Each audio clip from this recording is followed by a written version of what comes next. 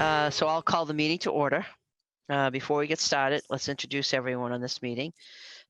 Sandy Brock and the chair. I'm going to call your name. Please confirm you can hear me by verifying that you are present.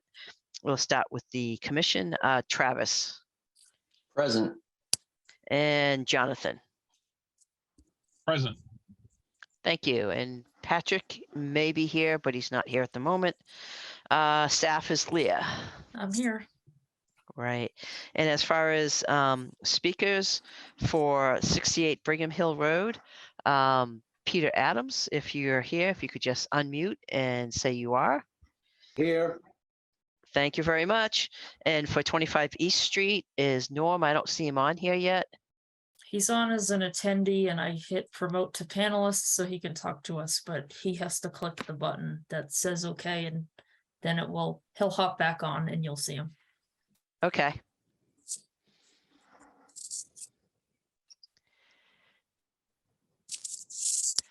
So Norm, so I'm saying Norm Hill, if you can hear us, please respond.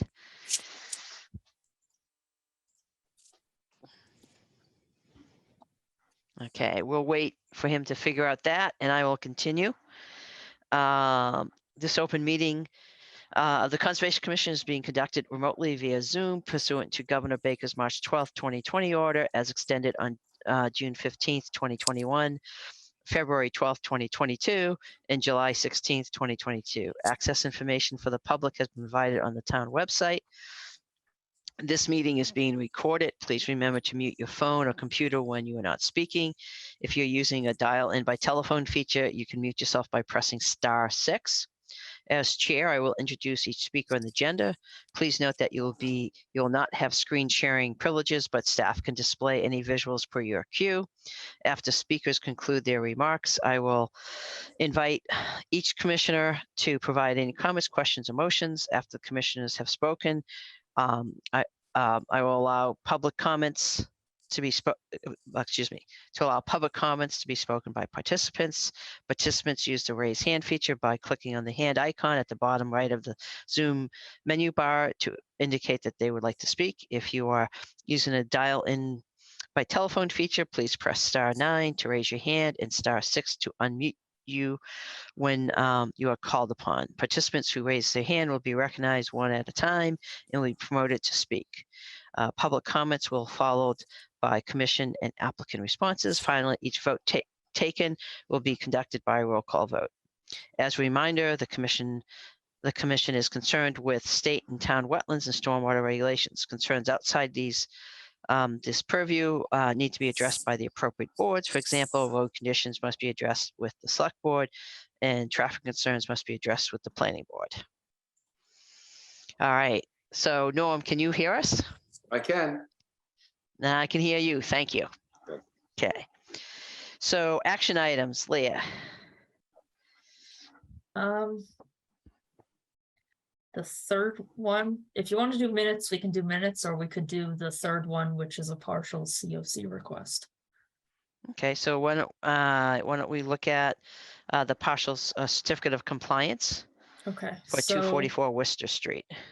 That's Wyman Gordon, and so these are a couple of orders that they still have open for the PCV remediation work that they have going on there. So what they're looking for is partials from those two orders for what they're going to be calling new lot 2, which is where that proposed warehouse is going to be in the front. So they're just looking to clear that new subdivided piece out front from these two orders. None of the remediation work falls on that new lot 2. So I recommend issuing partials. Okay, thanks. Any questions from the commission? Jonathan? No questions.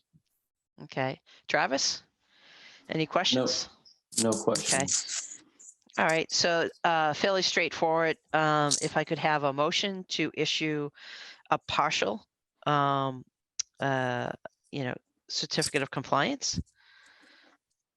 I make a motion to issue a partial certificate of compliance for new lot 2 at 244 Worcester Street.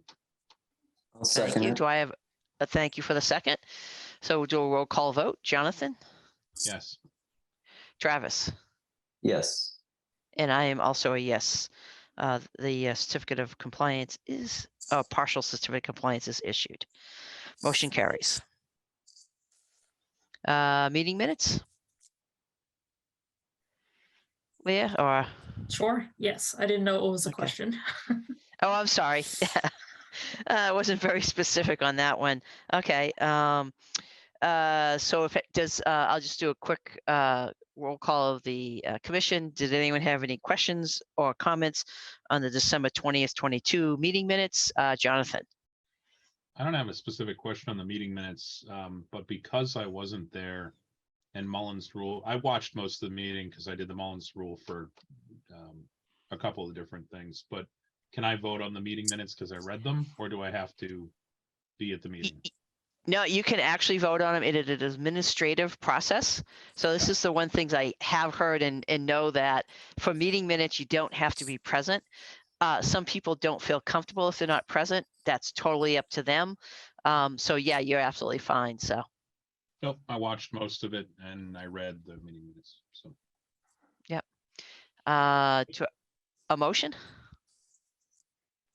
I'll make a motion to approve the December 20th, 2022 meeting minutes. do I have a Second. second? Roll call vote. Travis Yes. and Jonathan. Yes. I am also a yes. Motion carries. Okay. Anything on the high fields? Is that something we can do quickly, or is that, So we should save the COC request, but I did just want to make another announcement that we will be circling back to the conservation restriction on the 17th. oh, okay, all right. And then, as far as appointments to the Open Space and Recreation Committee and Lake Quinsigamond Commission, those are still open, so I know for right now, Jonathan, it's kind of hard for you to do anything extra because of your travel schedule.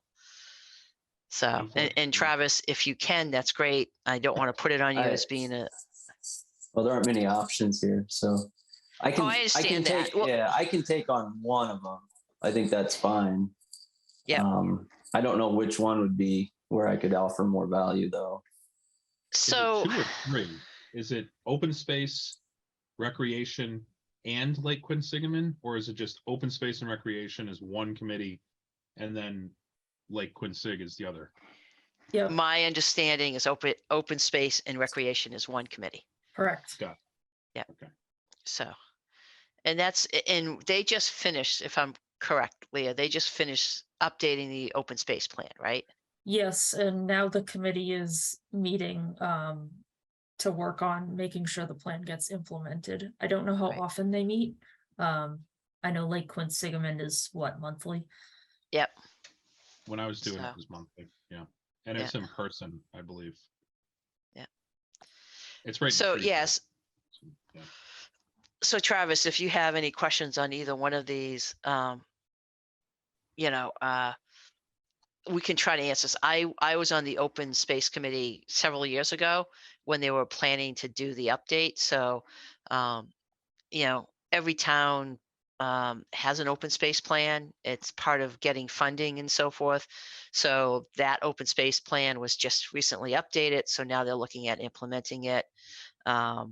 So that's something to consider. And as far as if that's an interest to you or Lake Quinsigamond, I think you heard Betsy talk about it last Mhm. week about, there's some interesting parts because Lake Quinsigamond does flow, we are downstream of it. So it actually impacts some of our rivers and ponds because we get a lot of invasives. But Yeah. there's also a lot of Quinsigamond, Lake Quinsigamond, Lake Quinsigamond that's not in our town. And it's, so there's some things there. So, but can we find out, Leah, how often Open Space Committee meet? So I actually just looked to see what their past agendas looked like, and it's about monthly, and there's a few months that they didn't even meet at all. Yeah, so that's that one. If they're not doing the studies, probably a little bit lighter lift. I mean, that one would be my preference just because I'm more interested in that. Okay. Plus it's in the town. but I can do either one. Okay, so yeah, and I think from what Betsy was saying, there's already someone from Grafton on the Lake Quinsigamon. Yeah. There was So a voice there. Yeah. yeah, so it's one of those things where, you know, I'm cautious about asking people to do things because we're all volunteering anyways. And if there's not a high value, I think there's value to being on the open space committee. Like Quinsigamon, I think, you know, it's probably good that we have representation for the town. I don't know if it has to be a conservation commission member. I know that's how it's set up, but I'm just thinking the number of, we have 5 commissioners and, you know, we all have other jobs and doing things. So there is a little bit limited availability and capacity. So Yeah. I don't know. Yeah, Yeah. So after spending a year plus on Lake Quincy, I'd echo heavily what you just said. I mean, a lot of it is boater safety, you know, the rowing safety, which is what Bill, who's the resident, unless he's left the commission,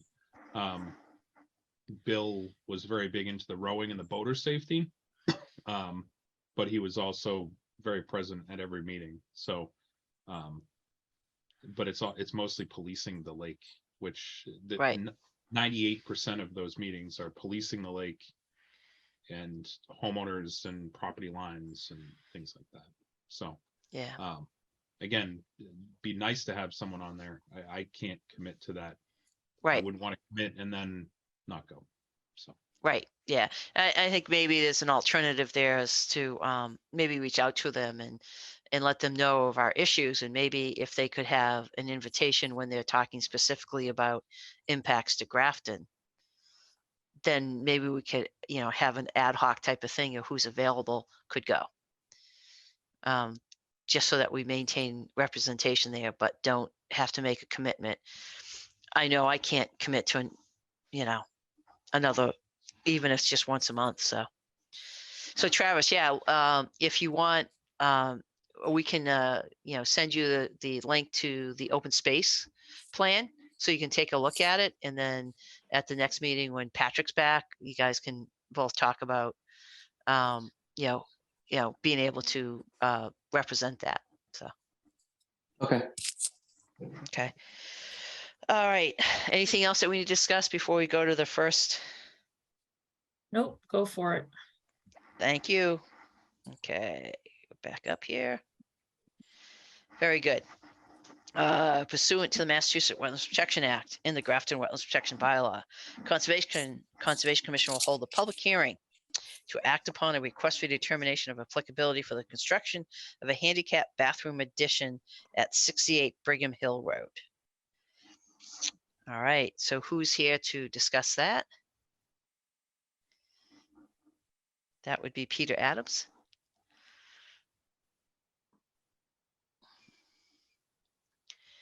All right, for the Grafton Lions, see the 2 of you there. If you can unmute and start talking and do a quick presentation, we'd appreciate it. Okay, we Peter Adams and Dennis Perrin. Dennis is doing all the technical on the computer because I'm not too good at it. I'm less than too good. Not a problem. So if you want to give a quick overview for, you know, what you're asking for this RDA, and we can have a discussion. What we're doing is trying to add a 12 by 24 2-bathroom addition onto the existing clubhouse. And the picture's should be right in front of you. It shows proposed building. There's also a picture we provided with cones. That's an actual picture of how big it is. The cones show how 12 by 24. And that intermittent stream is way to the right of it. From like the cones going towards the stream, there's a slight incline and then it goes back down. So any runoff would actually go down the pavement and not towards that stream. Yeah. You can see a little bit of asphalt's coming out and that deck would be removed and that's where the foundation would be put in. And Leah, if you go back to the other one, the Yep. other slide that you had, it looks like you're, if the corner of that building is truly 100, just over 100 feet away, it's out of jurisdiction, but most likely you'd have to do work in the very outer. Does this Oh, fall that's- any of the exemptions? Where the red line is, we're not digging anywhere to the left of the red line. Okay, It's all to the right of that red line. that I understand, but you're not going out into the parking lot, are you? No, Yeah, There- yeah, it's I just mean, at the building. if you maybe 10 feet, if you bring the other picture back, we're going into the parking lot where those cones were. Yep. There's just a little bit of asphalt, maybe 12 feet by 12 by 12 feet of that Yeah. asphalt is coming out. Yeah, I mean, you're at the very edge of our jurisdiction. I mean, I don't think this, Leah, that hasn't been delineated, correct? Correct, and their measurement is from Google Earth. The one we had on Grafton's GIS site was a little bit different and showed it within the 100-foot. I just wanted to have them do an RDA just to be covered. Okay. Yeah, so you're at the very limit of, you're at the outer limit of our jurisdiction. So doing an RDA, the advantage of that is, one, you're supposed to do it under the state law and local bylaw. But the other part of that is, if anyone sees anything and sees you building down there, and we get a call, we can say, oh yes, they came in front of us, we looked at it, and yep, they went through the correct process. We understand.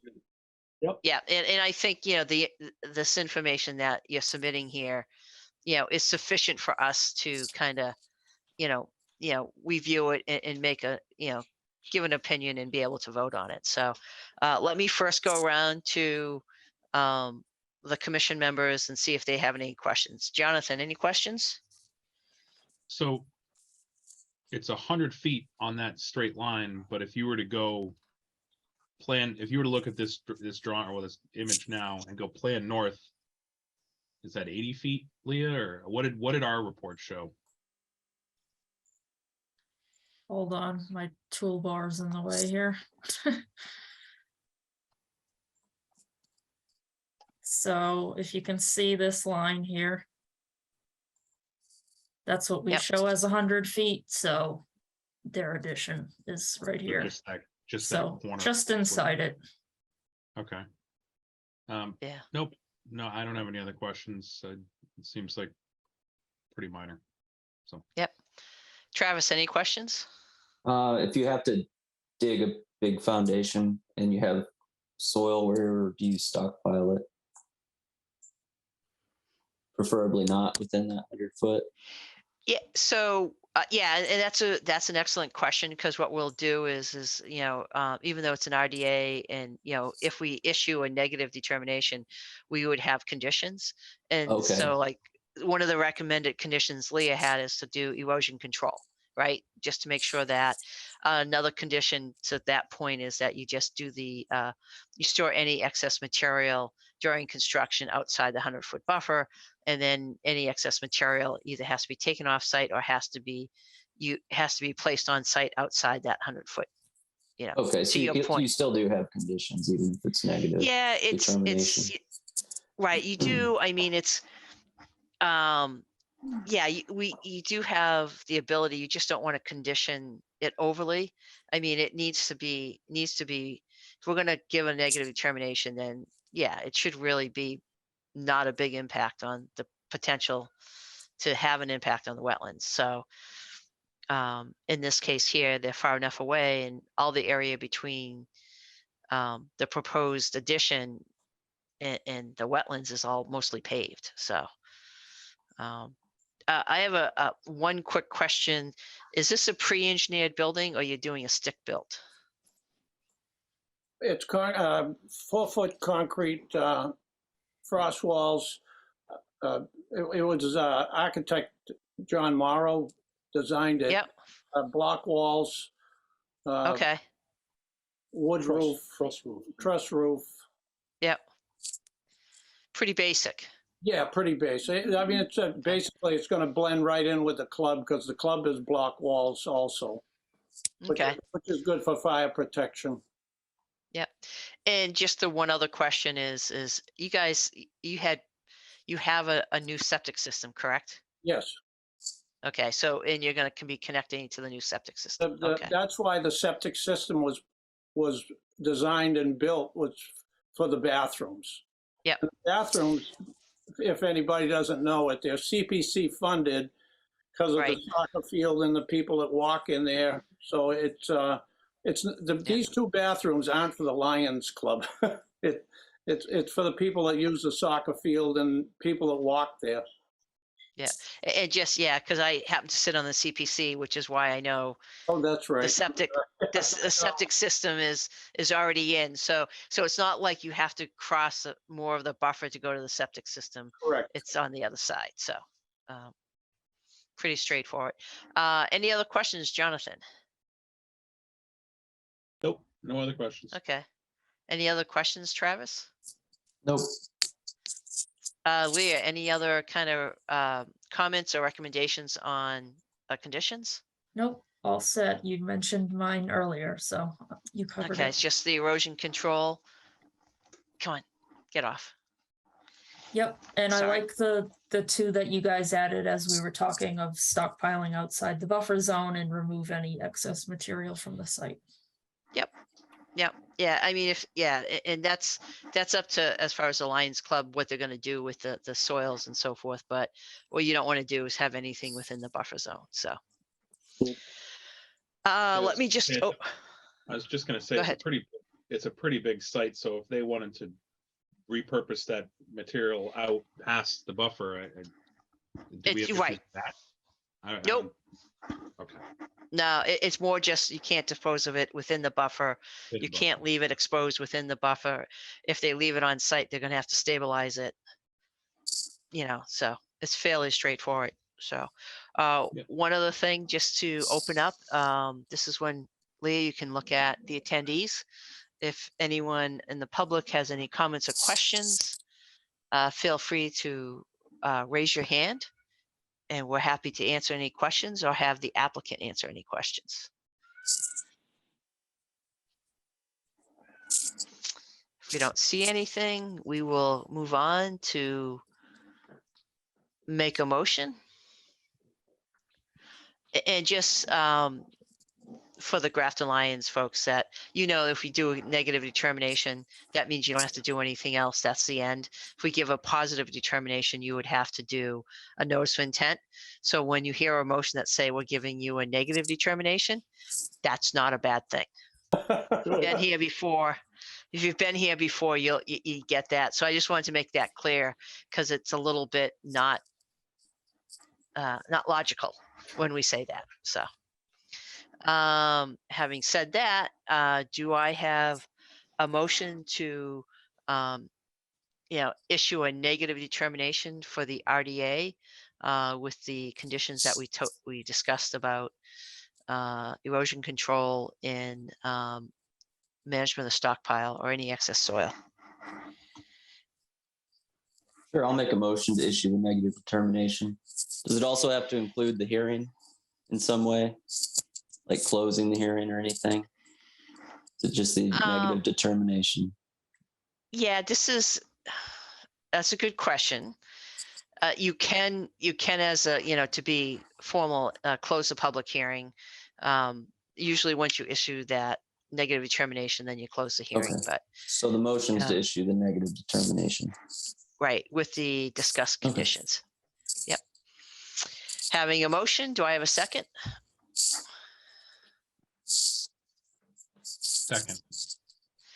Motion and a second. We'll do a roll call vote. Any other comments from the public or anyone raise their hand, Leah? Nope. Okay, good. So we'll do a roll call vote. Travis? Yes. Jonathan? Yes. And thank you. And I am also a yes, and the motion carries. And so again, to Peter and so forth, I'm looking up the other person's name. Sorry about that. Basically, negative determination is you can get that from Leah after, next week or so, Leah? Yep. And then you're all set. yeah, you all set with the Concom as far as this? Is there anything else that they need to know, Leah? Nope, you covered it. All right, any questions? Otherwise, So should I touch base with Leah next week of? Yep. Okay, yeah, you'll need a copy of that negative determination for your building permit. okay. That was my second question. You answered it. Good. Thank you. No problem. Good luck. Thank you. Thank you very much. Thank you very much. Good night. All right. Good night. All right. So we can jump right into the continuation, Leah? Yep. Okay, and this is for 25 East Street. Yeah, unless you want to read and continue Crosby first. I don't know. Why don't we just go through the motion in case anyone's happens to be on for Crosby? Right, yeah. So, okay. Pursuant to the Massachusetts Wetlands Protection Act and the Grafton Stormwater Management Bylaw, the Grafton Wetlands Protection Bylaw, the Conservation Commission will hold a public hearing to act upon a notice of intent application of Grafton Stormwater Bylaw permit, an application for Grafton Wetlands Bylaw permit for the closure of a landfill at 35 Crosby Road. The applicant has again requested a continuation to January 17th. Yep, exactly. Okay. So because it's continuation request, do I have a motion to continue this public hearing to January 17th?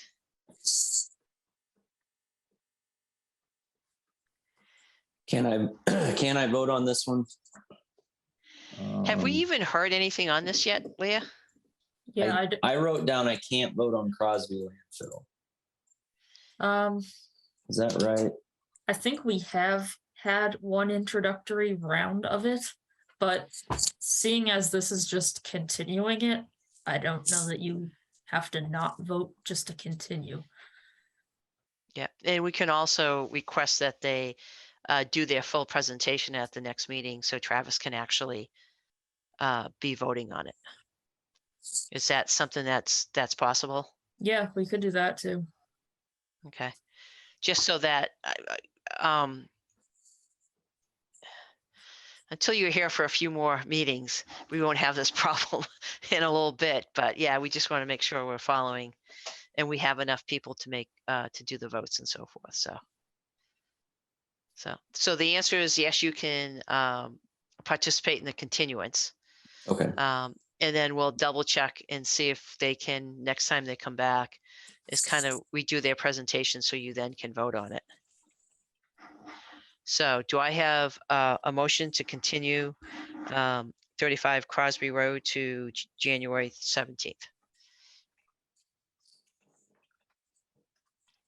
I'll make a motion to continue it to January 17th. Do I have a second? Second. All right, we have a motion and a second. Roll call vote. Travis, Yes. Jonathan, Yes. and I'm also yes. The motion carries, and the public hearing will be continued to the 17th. Okay. Next up, 25 East Street. So I'll read that. And just before we start that, Travis, you were here when they went through the 25 East Street, correct? I was. Yep. All right, perfect. Then we don't have any issues there. Jonathan, Not on this one. actually, yeah. And Jonathan, you watched the public hearing on the recorded Yeah. version. I had 2 public hearings that I watched, which was a big chunk of last month's meeting or whatever. Okay. And then I signed the Mullins thing, so I'm pretty sure I'm all set, Leah, unless you need something else from me. Nope, you're all set. Okay. Thank you for doing that. So we do have 3 members that can vote on this. So we'll open up this pursuant to the Massachusetts Wetlands Protection Act and the Grafton Wetlands Protection Bylaw. Conservation Commission will hold a public hearing to act upon a notice of intent application for Grafton Wetlands Bylaw permit for the replacement of a bridge at 25 East Street. And I believe, Norm, you're talking about this one. Yes, good evening to you. I'm Norman Hill. I'm a civil engineer with the consulting firm of Land Planning. And since we last met, we received the DEP letter with comments, and I'd like to speak a little bit. I wrote a letter to speak to each of the issues that they raised, and I'd like to talk to you about some of those issues. One is how will this work be done when the river's flowing? And the river flows all year. So the answer I gave is this. There are two outlets from Hayes Pond right now. One is the spillway that the water pours over, but then there's a second control box with batter boards and a separate sluiceway. So what we're proposing to do is to pick a week where there's no rain forecast, preferably in the summer months, like June or July, and then they would take out batter boards and lower the elevation of Hayes Pond, about 6 inches lower than the spillway. And then they would reinstall the batter boards, and this would give them a good 20 hours of time before any water would come over the spillway. Unless it's pouring out, then they're gonna have to stop work. But as long as you don't have any rain, you wouldn't have any flow in that river using this plan. So if there's no flow, there wouldn't be any sediment. So they would dig out the old bridge, the old retaining walls, install a new box culvert, which will come in either 3 or 4 sections. I've estimated they could rip out the old bridge and install the new box culvert and put the dirt and stones in the bottom of the new box culvert to simulate the existing river bottom. Do all that in less than 8 hours of time. So this is not a lengthy project. Hopefully they get it done in less than a day. A couple other things I talked about. DEP was questioning about the loss of bank. And what I've said in my letter is that there wouldn't be any loss in bank because there's no natural bank under this existing bridge. Rather, there's a retaining wall on either side. So you wouldn't be losing any natural bank. And then they asked about losing any vegetated wetland. You wouldn't lose any vegetated wetland because the edge of the wetland under this bridge is actually the edge of the river and that retaining wall. So they wouldn't be losing any wetland there. Regarding the stream crossing standards, I've never said this at a meeting anywhere in 30 years, but I believe this bridge replacement is exempt from the Riverfront Act. But just to point out, we have designed a culvert that's large enough so you're going to have an openness ratio of 2.4. Minimum is like 0.82. So we do have a good openness ratio. So I don't believe that this will impact the fauna or animals that live along this river. So we have not yet heard back from Graves Engineering with their review. Leah told me today that she's expecting that report this Friday. So I'm not going to ask you to vote tonight. Rather, I'm going to ask you to continue this meeting. But I would like to talk to you about this project, and it's sort of an emergency.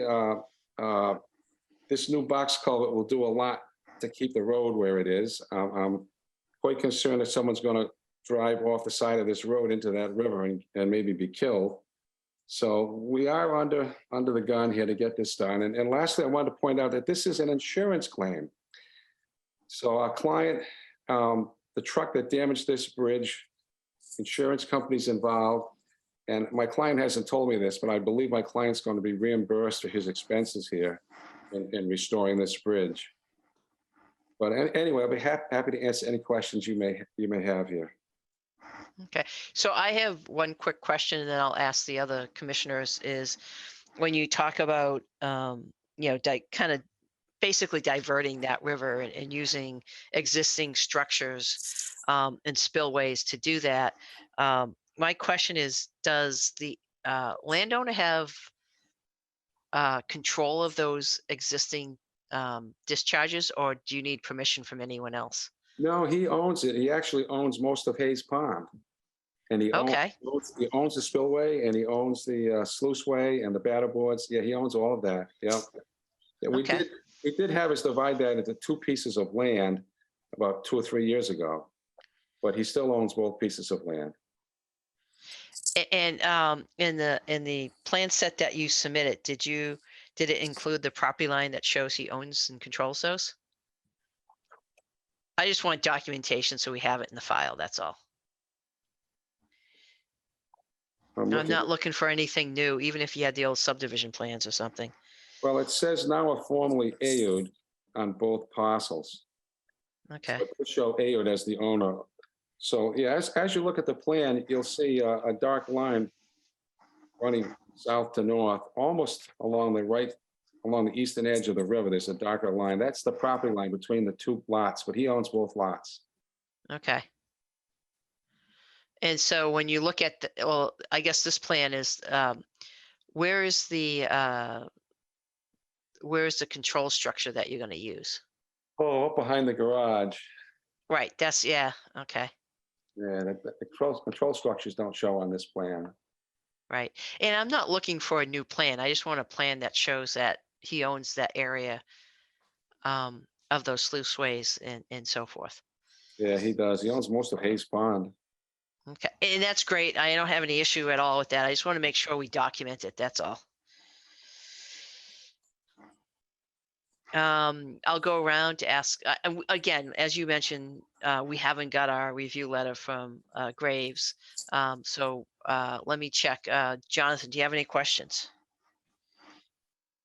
Nope, no questions. I watched the last one and I did drive by here to check it. And I can see it on the plans as well. So no questions.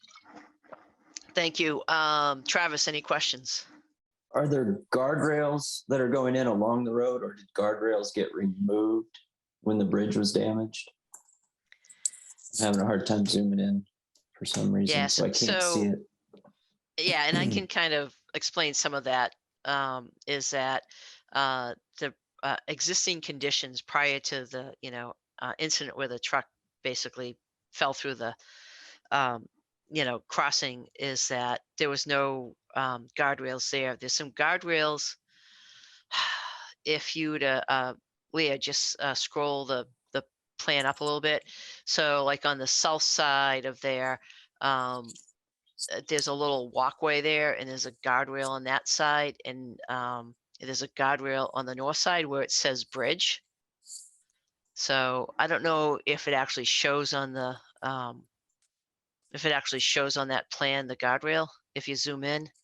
Yeah, I I see it don't on Street View. I drove by it, Yeah. I just don't recall what it looked like. Yeah, so that's, so that's kind of the, east side of where the actual work is going on. There's a guardrail there. Obviously, it ends at the crossing. And then I don't think there's a guardrail to the left of that crossing. No, there isn't. We are proposing a guardrail on either side of the replacement bridge. Okay.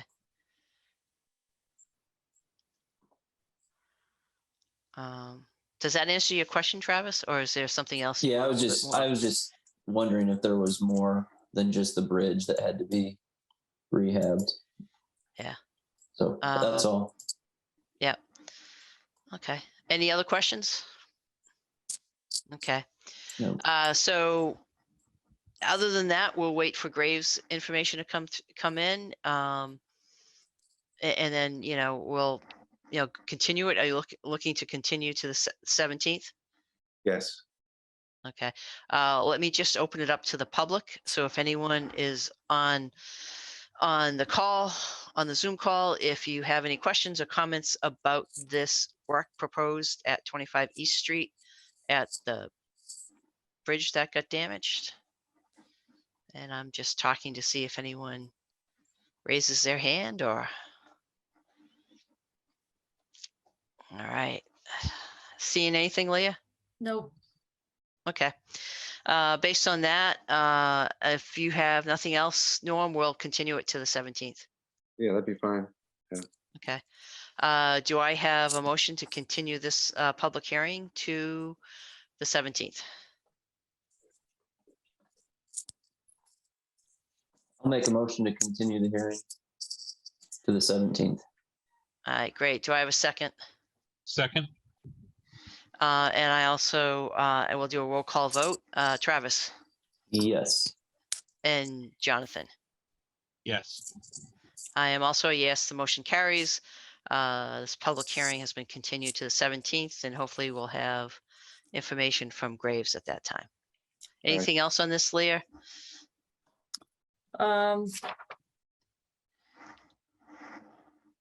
The only other thing I had is we didn't really button up the conversation last time about Ecotech peer review as well. I did ask him for a quote. I haven't asked the applicant for the funds yet because I haven't gotten the quote back, but I felt like there were a lot of Wetlands Protection Act regulatory pieces to this that I would like a second opinion on. I know we talked about it a little bit last time, but we didn't really reach a conclusion. Okay. Yeah, Norm, if you could follow up with Leah on that. Yes, the river is well defined, and the BVW really doesn't exist at the location where the bridge is going to be put back. My client's already brought in the 1,500 for Graves. I don't think we need to get Arthur Allen out there also. Yeah, well, his opinion is less to do with delineation, more to do with exemptions and the exemptions that you have put forth, that this is all exempt from the Riverfront Act. Yeah, and the delineation is pretty straightforward. The side slopes are very steep. It's not like a wetland where you have a gradual transition from the wetlands to the uplands. It's very easy to flag, and I don't disagree with the delineation part of it, but that's not what Leah's looking for backup. Leah's looking for backup of the interpretation of the regulations. So. Well, I know my client doesn't want to incur any additional expenses here, but yeah. Okay.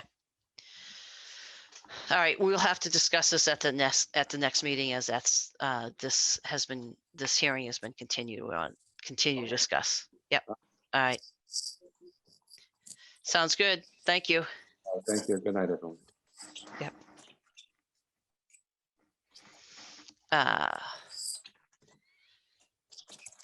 What's up next? I think that's it for public hearings, correct? Correct. I think we're back to our last action item. Okay. So Highfield subdivision, quite a few meetings ago, we went through a bunch of outstanding orders for that subdivision. The one that we left pending was 164591. Hey, Leah, before you continue, do I need to recuse myself? It's such a big property. I don't know where it's at.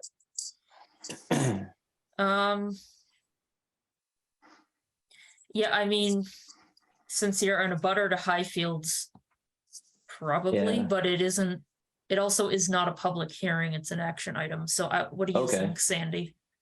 So I think that, basically declaring what your potential conflict is and not participating in the discussion, I think you'd be fine. To Leah's point, it's not a public hearing, so you don't need to recuse yourself. Okay. Yeah, so you are in a butter, but at this point, it's more of a discussion than it is any action being taken. But okay, I appreciate. Yeah. I'll keep my mouth shut. Okay, I appreciate you bringing that up because it is important. So, all right, Leah, what's up with the Highfields? So, this order is for the subdivision as a whole. As we talked about with the other orders, they're just looking to close phase 1 out of any relevant orders. So there were a couple of things we had outstanding with this one last time. One was our special condition about groundwater recharge and requiring roof runoff to be recharged on each lot. I provided the exact wording of our condition in my report, which is groundwater recharge shall not be concentrated to one area, but shall be distributed to multiple areas throughout the site. Roof runoff must be recharged on each individual lot. We did get a report back from the applicant. Only one house in this phase 1 section has a recharge system that was installed. They did note that there are no adverse impacts to wetlands or other areas of of the subdivision from any roof runoff. They did not comment on where downspouts are pointed for all the remaining houses, so I don't know if they're hitting the driveway or if they're pointed at lawns. They didn't answer that question. The other And piece, that's, yeah, go ahead. the other piece we left outstanding was details about their wetland replication, because I could not find anything in our files. So in phase one, there were 3 replication areas proposed. 2 of them were installed and are successful. The third one, which is a little over 1,000 square feet, the applicant says could not be readily identified, but contains healthy forest growth, containing red maple, gray birch, and other species. Yeah, it's not a replication area. Right. Okay, so as far as the recharge, I would go exactly where you were going towards, which is where the downspouts going. It's one thing if it's going to lawn and it's 50 feet, 100 feet, 300 feet to the wetlands and there's an opportunity for recharge, or is it discharging 10 feet away, or as you, to your point, discharging down a driveway that goes into a closed drainage system that has a direct discharge or whatever. So and that should be readily available by the plans and the as-built that they did. So, and then as far as the second one, I mean, the replication area was identified on the plans, correct? Yes. Why can't they On go the- out there and, Do you mean on the approved plans or on the as-built plans? on the Or approved both. plans? Or both, actually, but on the approved plans. So I But- think so you're interpreting there, it's not readily identified as on the plans, not in person. I took it to mean in person, like they couldn't. Oh, I think it's in person, but to me, Yeah, is you need to go out there and look at where they propose those replication areas. And you have a set area of what you're supposed to do. right. And you need to have a wetland scientist, a biologist, or a botanist go out there and say, yep, it meets the criteria for replication. Yeah, That's pretty straightforward, isn't it? I mean, yes. okay, all right. Let me just check who wrote this letter. I don't think it was a wetland scientist. Give me 1 second. Right.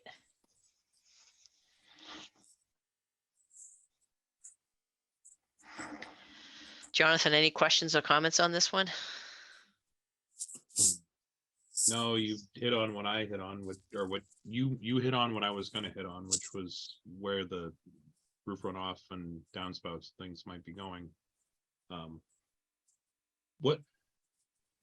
So they couldn't identify, I was just reading it in the report as well. They couldn't identify the third, could not be readily identified. What really does that mean? Is that Not what you were really just- sure. Someone walked out there and they couldn't figure out was quote couldn't unquote was a find it, or- replication area. Yeah. Ah. That's my guess, but to your point, I don't know exactly what is meant by that. I mean, these are locations that are identified on plans. You go out with the plans and you have whoever did the replication design goes out and looks at it and says, you know, it meets the criteria for replication. Right, and if we're replicating wetlands, are red maple, gray birch, and other species, are we supposed to, are they putting back species for like a forest area, or are they trying to replicate wetlands? They're trying to replicate the wetlands, which means the red maples could be, it's a facultative plant, so it could be in a replication area. I'm pretty sure gray birch is an upland plant. I'm pretty sure, I would have to look it up, but that's why they need to have someone that is a wetland scientist or someone else to go out there and say, and the regulations are pretty clear about how you identify a wetlands and how you identify the health of a replicated area. Yeah. That's, you know, you locate where it is, you do a transect, and you determine that it has, you know, greater than 50% plant community because that's what the regulations require. And you make a determination that, hey, it's 1,300 square feet or it's 800 square feet, and whether you meet that, what's in the, order of conditions. Okay, I mean, that's helpful. wetlands do change, but when it was replicated, they should have kept track of it and had someone go out and look at it and do a report, so. If they spent that time, effort and money putting it back in, yeah, probably. Right, yep. Yeah, so I don't know, I mean, this is just someone who's trying to clean up some stuff, and it's probably not the person, I don't know who did it or who designed it at the time, but it's on the plans, so. So yeah, I have no further questions, except if we do, are we voting on this tonight or just? Nope. Just a conversation right now? It's a discussion item. It's an action item, but I don't think we're ready to take action. Right, I mean, I- Leah's been asking questions and we don't have the answers yet. Yeah. Okay. And Does that and you mean have, The next meeting, and it's Travis, Sandy and I, can we vote on it the next meeting if we, or actually Travis is, if he's in a butter? I don't know if he can anyway. so my understanding of that, it's a good question. So my understanding of that, if we have a quorum, right? And three's a quorum for our commission. If we have a quorum and someone has to recuse themselves from a voting action, that you don't lose your quorum status. I would have to double check with like DEP or someone else looks like Leah wants to correct me. No, I was gonna say you're headed in the right direction. I believe at that point you just need a majority of those present to pass a motion. Correct. Okay, makes So, sense. so if we tie, we can't, it's not a vote. It's a vote, but no action can be taken on that. So yes. So there's implications, but it doesn't stop the process. Perfect. No, and maybe Patrick will be back next week too, or next month. So Okay. 2 weeks. Yeah, so this is, so I would say, Lee, if you could be more specific about the replication area, because that, that's fairly straightforward on the Right. process. And if they have all the roof drains going out to lawns and to landscape areas, I'm less worried about it. Mhm. But if they're running down the driveway, then that's a little bit of a shortcut to the wetlands, so. All right. Anything else? That's all I have. That's all that I see here. Okay. All right. Having said that, Travis, Jonathan, anything you want to bring up or talk about? Other than that, we got one motion left. Motion to adjourn. We have a motion to adjourn. Do I have a second? Second, We have a motion and a second. Roll call vote. Travis, yes. Jonathan. Yes. I am also a yes. The motion carries and the meeting is adjourned.